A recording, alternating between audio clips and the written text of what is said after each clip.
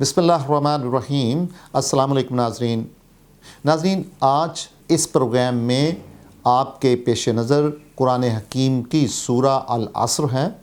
सूरा अल असर कुरान हकीम की 103 नंबर सूरत है। इसकी 3 आयात हैं, एक पैराग्राफ है। इसके कुल अल्फाज की तादाद 18 है और सूरा अल असर के इख्तिताम तक कुरान हकीम के कुल अल्फाज की तादाद 86,684 है। सूरा अल असर का नाम इसकी पहली ही कसमिया आयत से माखूज है, वाल असर, जिसका मतलब है कसम है ज़मां की, कसम है दहर की या कसम है ज़माने की, स्वीरिंग बाय द टाइम लाइन।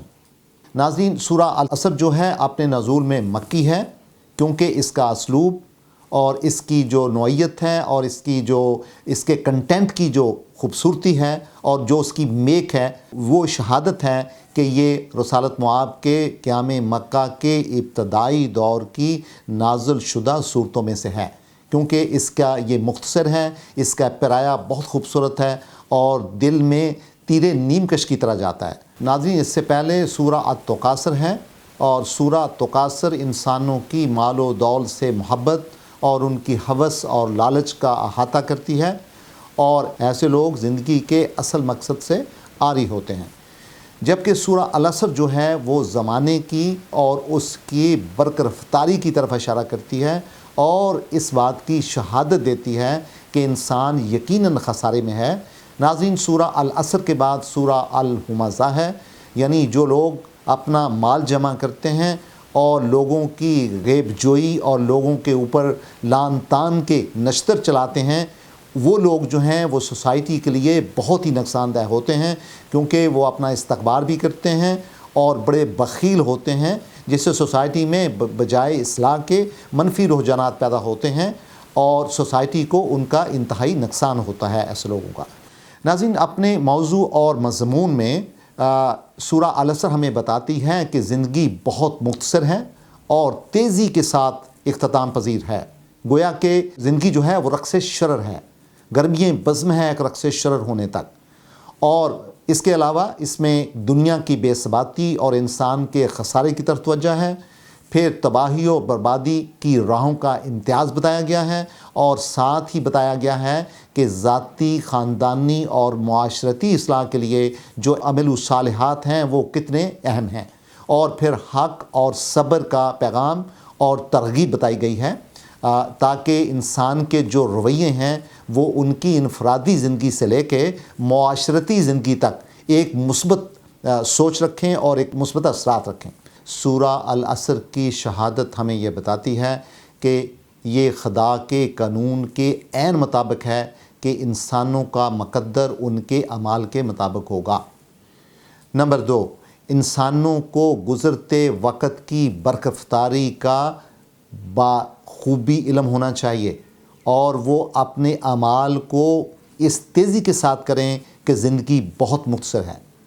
और नंबर 3, कानून मकाफ़ात अटल हैं, यानी हर ज़ी शूर का मुक़द्दर उसके अमाल के मुताबिक तय होगा, यानी ये एक आफाकी प्रिंसिपल है और कोई इस असूल में किसी एक शख्स की भी एक्सेप्शन नहीं है। इवन जो पैगंबर हैं वो भी इस असूल के बाहर नहीं हैं।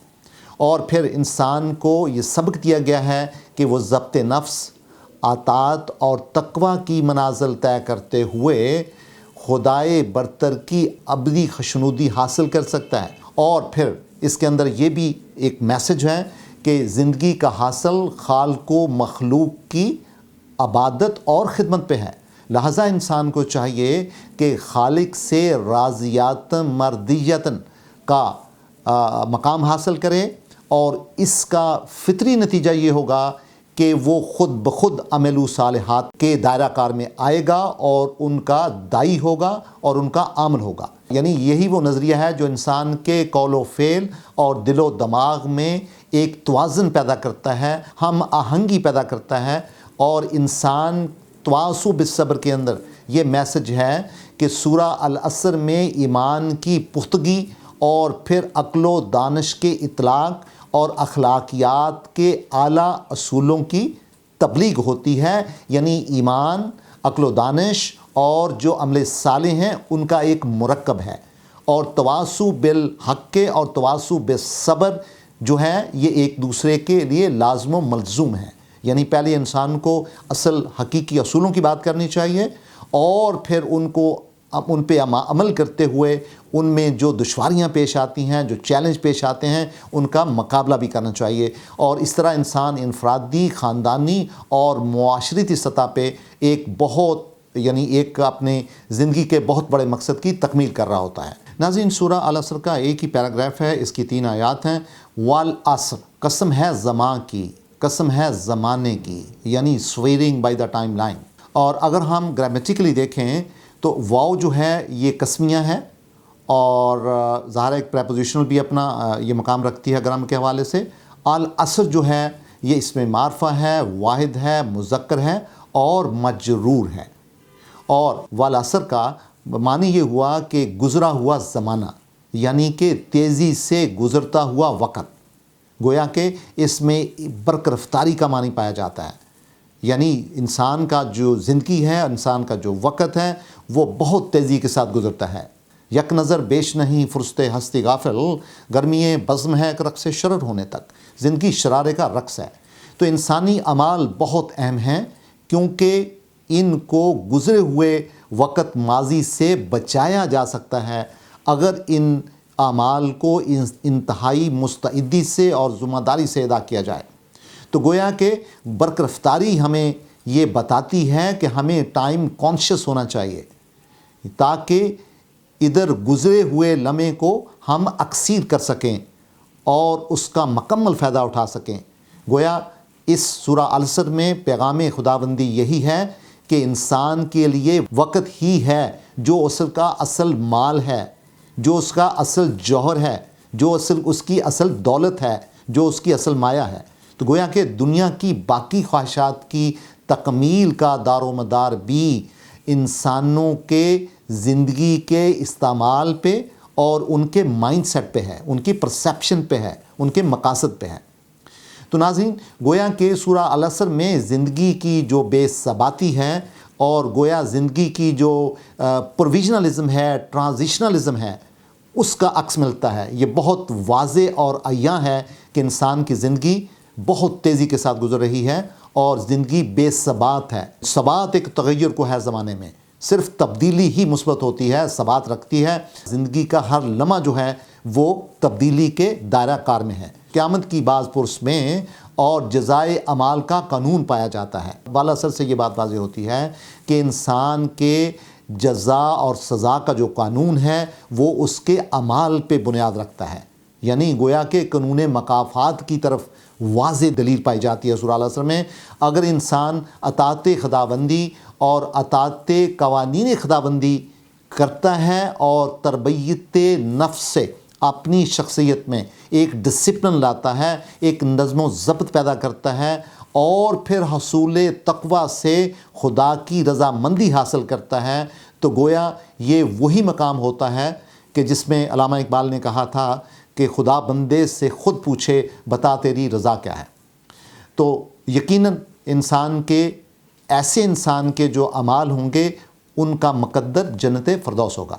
ناظرین، پھر قرآن حکیم فرماتا ہے ان الانسان لفی خسر، کہ یقیناً انسان زمانے میں نقصان اور خسارہ کی طرف گامزن ہے.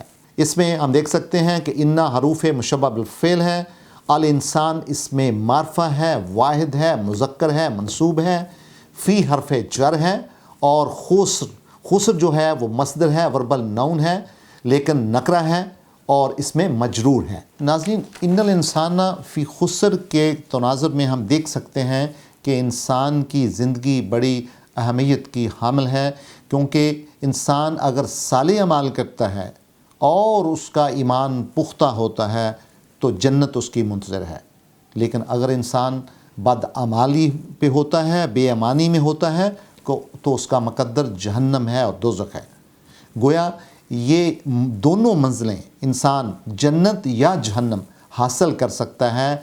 یہ اس بات پہ ڈپینڈ کرتا ہے کہ وہ اپنی زندگی میں کیا مقاصد رکھتا ہے، اپنی زندگی کے ملے ہوئے وقت کا استعمال کیسے کرتا ہے، اس کو ضائع کرتا ہے یا مستعدی سے اور ذمہ داری سے اس سے اپنے اعمال بجا لاتا ہے۔ گویا کہ انسان کے نیک اعمال نہ کرنے کی بدولت انسان دوزخ اور عذاب الہی کا پابند ہوتا ہے۔ اور اوپر سے ستم یہ ہے کہ زندگی بے ثبات ہے، تیزی سے گزر رہی ہے، ایک شعلے کا رقص ہے۔ لہٰذا انسان اگر ایمان اور عمل صالح بجا نہیں لاتا تو یقیناً اپنے اعمال کی بنیاد پہ جہنم کا حقدار ہوگا، تو یقیناً وہ خسارے میں ہوگا۔ تو ایمان یعنی وہ یقین کامل ہے جو کہ خشیت، توکل اور اعتقاد سے مزین ہوتا ہے۔ اور جو شخص اللہ تعالیٰ پہ ایمان رکھتا ہے، خدائے برتر کے احکامات مانتا ہے، اللہ تعالیٰ کی جو آیات ہیں، جو پیغامات ہیں، آفاقی پیغامات ہیں، ان پہ عمل پیرا ہوتا ہے، ان کا فہم رکھتا ہے اور اپنے فیصلوں پہ راضی ہوتا ہے جو کہ ایمان کے عین مطابق ہوتے ہیں، تو جناب ایسے شخص کو پھر مومن بولتے ہیں۔ اور پھر قرآن حکیم بتاتا ہے اِلَّا الَّذِينَ آمَنُوا وَعَمِلُوا الصَّالِحَاتِ وَتَوَاصَوْا بِالْحَقِّ وَتَوَاصَوْا بِالصَّبْرِ، یعنی سوائے ان لوگوں کے جو اللہ تعالیٰ کے رسولوں اور نازل کردہ کتاب پر ایمان لائے یا ایمان کے دعوے دار ہوئے اور انہوں نے صالح اعمال کیے اور انہوں نے اپنے آپ کو نازل کردہ کتاب سے وابستہ رکھا اور اسی کی باہم تلقین بھی کرتے رہے، اور پھر استقلال اور استقامت سے مشکلات کو سہتے ہوئے سکون اور تحمل کی تلقین کرتے رہے، تو ایسے لوگ یعنی تواصو بالصبر بھی کرتے ہیں اور ہمیشہ تواصو بالحق پہ قائم بھی رہتے ہیں۔ تو ناظرین، اگر ہم گرامر کے پرزم سے دیکھیں تو الا جو ہے یہ حرف استثناء ہے اور اس کو ریسٹرکشن پارٹیکل بولتے ہیں گرامر کی زبان میں، انگریزی میں۔ الذین جو ہے وہ اس میں موصول ہے، ریلیٹو پروناؤن ہے، جمع ہے، مذکر ہے۔ آمنو فعل ماضی ہے، غیر حاضر ہے اور جمع کا اور مذکر کا صیغہ ہے۔ واو جو ہے حرف عطف ہے۔ عملو صالحات، اس میں جو عملو ہے وہ فعل ماضی ہوا، جمع مذکر مرفوع کا صیغہ ہے، اور الصالحات جو ہے اس میں فاعل ہے، معرفہ ہے اور پھر منصوب ہے اور جمع ہے اور مؤنث ہے۔ واو حرف عطف ہے۔ تواصو بالحق، اور تواصو بھی فعل ماضی ہوا اور یہ 4 نمبر فارم ہوئی اور جمع ہے اور مرفوع ہے۔ بالحق جو ہے مرکب جاری ہوا، جار مجرور ہو گئے دونوں لفظ یہ بالحق کے، اور الحق کو اس میں معرفہ باللام ہے۔ واو حرف عطف ہوا، تواصو پھر فعل ماضی ہوا جو ہم بیان کر چکے ہیں، اور بالصبر جو ہے یہ بھی مرکب جاری ہوا، گویا کہ جار اور مجرور ہوا، اس میں معرفہ ہے، اس میں معرفہ باللام ہے، اور مصدر بھی ہے یعنی کہ وربل نون بھی ہے۔ ناظرین، حقیقت یہ ہے کہ زمانہ حال تیزی کے ساتھ زمانہ ماضی بنتا جا رہا ہے اور ہاتھ سے وقت جو ہے وہ تیزی سے گزر رہا ہے، تیزی سے لوز ہو رہا ہے۔ گویا کہ اپنی محدود قوت استطاعت اور فطری تضادات کو بنیاد پر انسان وہ نہیں کر پاتا جو اس کو کرنا چاہیے یا جو کر سکتا ہے، لہٰذا یہ کہا جاتا ہے کہ انسان خسارے میں ہے سوائے ان لوگوں کے جو ایمان اور یقین کی قوت سے مالا مال ہوتے ہیں اور ایمان کے تقاضے پورے کرتے ہوئے اپنے خدا کو راضی کرتے ہیں۔ اگر وہ ایمان پختہ کے مقام پہ فائز ہوتے ہیں تو اس کا لازمی نتیجہ یہ ہوگا کہ وہ عملو صالحات کریں گے اور جن کا احاطہ ان کی اپنی ذات سے خاندان اور معاشرتی سطحوں پر بھی ہوگا، آٹومیٹکلی ہوگا۔ تو جناب ایمان کی اصل جو ہے ناظرین وہ امن ہے۔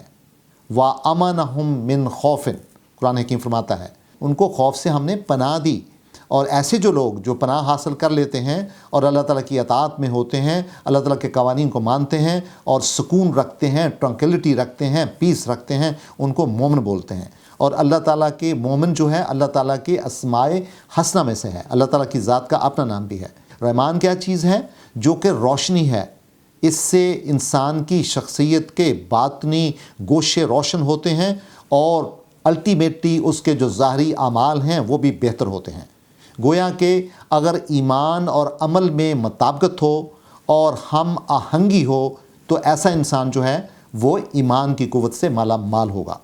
اور ناظرین، ہمیں یاد رکھنا چاہیے کہ ایمان کے جو محل ہیں وہ دو ہیں، ایک دل ہے اور دوسرا عقل ہے، اور یہ ایمان کی وہ جگہ ہیں جہاں سے ایمان اٹھتا ہے، پیدا ہوتا ہے اور سٹے کرتا ہے۔ اور قول اور فعل شواہد ہیں، یعنی جو انسان مومن ہوگا یا جو ایمان رکھتا ہوگا اس کا قول بھی شاہد ہوگا اس بات پہ اور اس کا فعل بھی شاہد ہوگا۔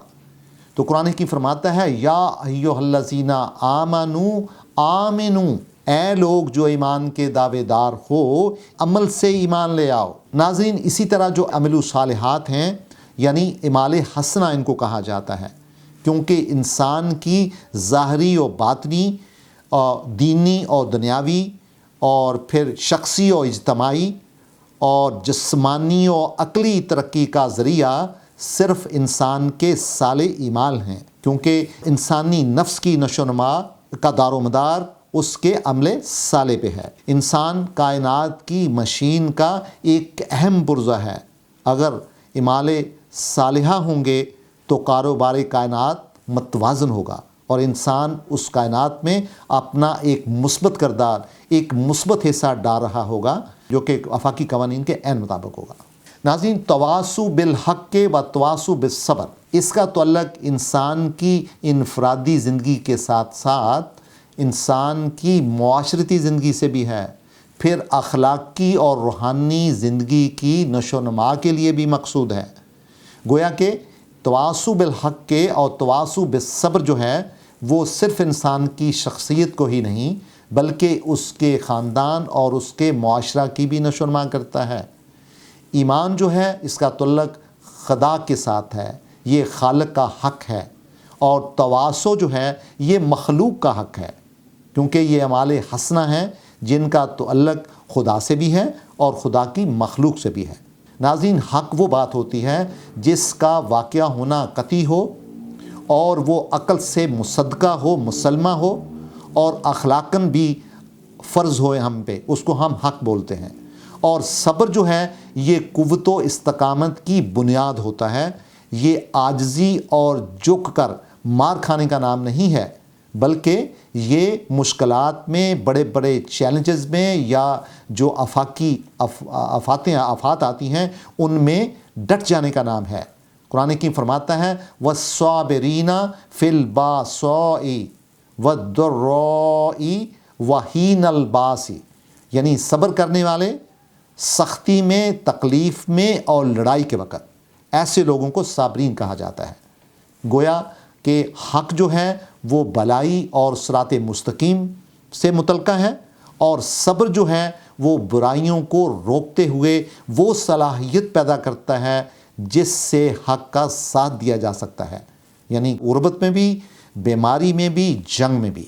تو گویا کہ ناظرین، پھر حاصل کیا ہے اس گفتگو کا کہ ایمان جو ہے اس کا تعلق انسان کے دل و دماغ سے ہے، اس کے عقیدے سے ہے، اس کے عزم کے ساتھ ہے، اور ایمان کا تعلق خدا کی ذات کے ساتھ ہے، اور پھر جو عمل و صالحات ہیں وہ ایمان سے وابستہ ہیں لیکن ان کا زیادہ تعلق مخلوق کے ساتھ۔ ناظرین، تاریخ گواہ ہے کہ وہی انسان اور قومیں بام عروج پاتی ہیں جو وقت کی اہمیت کا ادراک اور شعور رکھتی ہیں۔ وقت ایک بجلی کی مانند ہے، ایک لمحہ ہے، ایک لپک ہے، ایک ساتھ ہے جو برق رفتاری کے ساتھ گزر جاتا ہے، اور اس کا ادراک یہ تقاضا کرتا ہے کہ ہم زندگی کے مقصد کو سمجھیں، what is the purpose of life, اور اس کے حصول کے لیے اور ایک عملی حکمت عملی طے کریں، ایک اسٹریٹجی طے کریں۔ جو لوگ با مقصد اعمال بجا نہیں لا سکتے وہ زندگی کے مقصد میں ناکام ہو جاتے ہیں، لہٰذا کائنات کا آفاقی قانون ان کو معدوم کر دیتا ہے۔ تمہاری داستان تک بھی نہ ہوگی داستانوں میں۔ ناظرین، سورہ العصر کا آفاقی پیغام زندگی کا حاصل ہے، ان لوگوں اور قوموں کے لیے جو خالق کائنات کے آفاقی قوانین پہ پختہ یقین رکھتے ہیں اور مخلوق کے خدا کے ساتھ خیر و برکات کے معاملات کرتے ہوئے عمل صالح کرتے ہیں۔ لہٰذا دل و دماغ ایمان کا محل ہے اور اصل منبع ہے۔ ایک ذی شعور مومن کے لیے خدائے برتر کا قانون رہنمائی کا کام کرتا ہے۔ قرآن حکیم فرماتا ہے وَمَنْ يُؤْمِنْ بِاللَّهِ يَهْدِ قَلْبَهُ کہ جو بھی اللہ تعالیٰ پہ ایمان رکھتا ہے اللہ تعالیٰ کی ذات بذات خود اس کے قلب کی رہنمائی فرماتی ہے۔ ناظرین، یہی دل و دماغ جو قوت ایمان سے مزین ہوتا ہے، اپنے نفس اور وجود سے باہر خاندان اور معاشرہ کے لیے بھی وہ رہنمائی کا سبب بنتا ہے۔ جو لوگ یعنی روشنی اور بلائی کا سبب ہوتے ہیں ان کی مثال اس سرچشمے جیسی ہوتی ہے جس سے لوگ محظوظ ہوتے ہیں اور نفع اٹھاتے ہیں، اور لہٰذا ایسے انسان کی شخصیت یہ تقاضا کرتی ہے کہ وہ اپنے خاندان سے لے کے معاشرہ، ملک اور ایون انسانیت کی سطح پہ، دنیا کی سطح پہ ایمانیات اور اخلاقیات اور حسن اخلاق کا پرچار کرے اور زندگی کی کٹھن مشکلات اور دشواریوں کو کا مقابلہ کرنے کے لیے لوگوں کو ابلاغ کرے، اس کی ترویج کرے، اس کی نشو و نما کا درس دیتا ہو اور وہ خود بھی اس کا عملی نمونہ ہو۔ جیسے کہ مرزا غالب نے فرمایا تھا کہ ہے خیال حسن میں حسن عمل کا سا خیال، خلد کا ایک در ہے میری گور کے اندر کھلا۔ کہ اگر انسان کے خیالات میں، اس کی تخلیق میں، اس کے نظریات میں بہت خوبصورتی ہوگی، حسن ہوگا، توازن ہوگا، تناسب ہوگا، تو اس ایسا توازن اور تناسب اس کے اعمال میں بھی پایا جائے گا، کیونکہ انسان کی سوچ اور انسان کا عمل لازم و ملزوم ہے۔ سورہ العصر کے 18 الفاظ، 3 آیات اور اس کے ایک پیراگراف کو ہم انتہائی انہماک اور انتہائی شعور اور ادراک کے ساتھ سمجھیں اور اس کے ایک ایک حرف اور لفظ پہ غور کریں، صرف و نحو کے تناظر میں ان کو سمجھا جائے اور اس کے جو مفہوم ہیں ان کو اپنے دل و دماغ میں جذب کیا جائے، امرس کیا جائے۔ ناظرین، ہمیں چاہیے کہ ہم سورہ العصر کو، اس خوبصورت سورہ کو اپنی نمازوں میں بھی تلاوت کریں اور اس کے مفہوم کی بدولت ہم اپنی زندگیوں کی انفرادی، خاندانی اور معاشرتی سطحوں پہ مثبت تبدیلی لا سکیں۔ ناظرین، بہت شکریہ۔ اللہ حافظ، فی امان اللہ۔